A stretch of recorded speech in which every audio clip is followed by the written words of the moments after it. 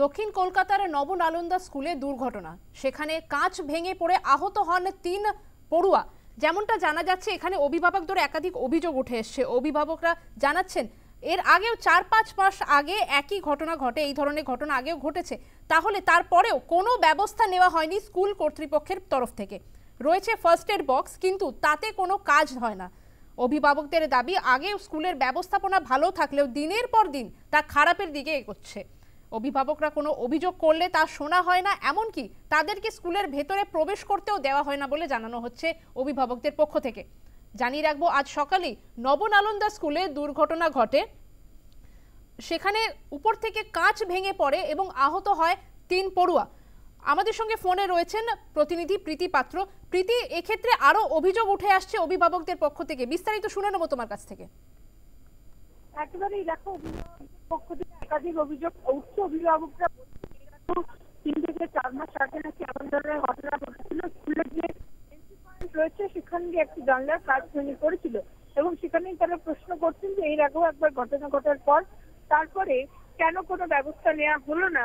সে একদিকে যেমন সেই বিষয়ে প্রশ্ন করছেন, অন্যদিকে যে ফার্স্ট এড বক্স রয়েছে দেখা যাচ্ছে, সেই ফার্স্ট এড বক্স কিন্তু শুধু নামেই রাখা হয়েছে, তার কোনো কার্যকারিতা নেই, এমনই কিন্তু বলছেন এখানকার অভিভাবকরা। তার পাশাপাশি আরো অভিযোগ, কোনো সিকিউরিটি নেই স্কুলের মধ্যে, থাকলেও তারাও কোনো নজরদারি রাখে না। যারা ছোট ছোট বাচ্চারা আসে তারা একাই সিঁড়ি থেকে ওঠানামা করে, ফলে যে কোনো সময় যে কোনো রকম দুর্ঘটনা ঘটতে পারে এই আশঙ্কাই কিন্তু তারা করছেন।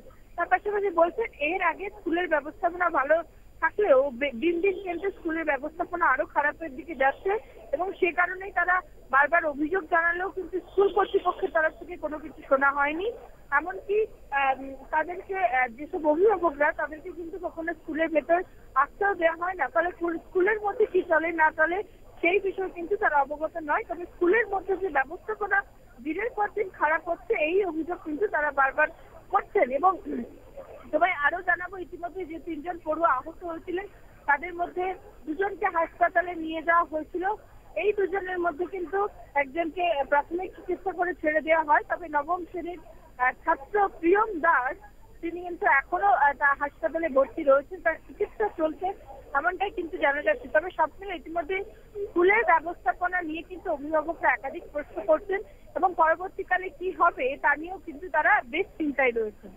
অনেক ধন্যবাদ তোমাকে প্রীতি।